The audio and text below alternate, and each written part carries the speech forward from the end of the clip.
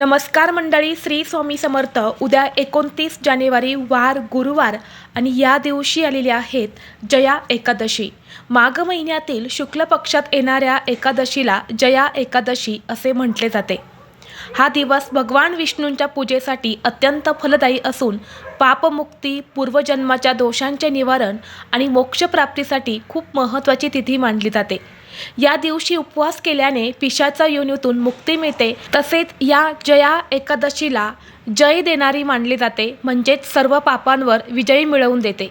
आयुष्यातील आर्थिक अडचणी दूर करण्यासाठी आणि सौभाग्य प्राप्तीसाठी हे व्रत अत्यंत प्रभावी मानले जाते.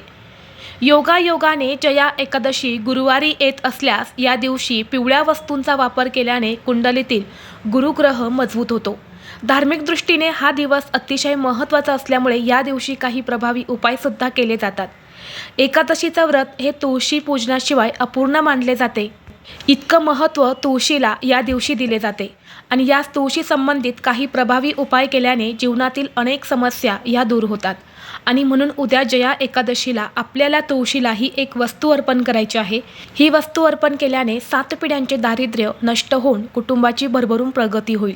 घरात अखंड लक्ष्मी वास करेल. तर अशी कोणती वस्तू तुळशीला अर्पण करायची आहेत, हा उपाय कसा करायचा आहे, याबद्दलची संपूर्ण माहिती एका व्हिडिओद्वारे मी तुमच्यासोबत शेअर केलेली आहे. तो व्हिडिओ पाहण्यासाठी या व्हिडिओच्या खाली जो छोटा त्रिकोण दिसत आहे त्या त्रिकोणावरती तुम्ही क्लिक करा, म्हणजे योग्य ती माहिती तुमच्यापर्यंत येईल. धन्यवाद.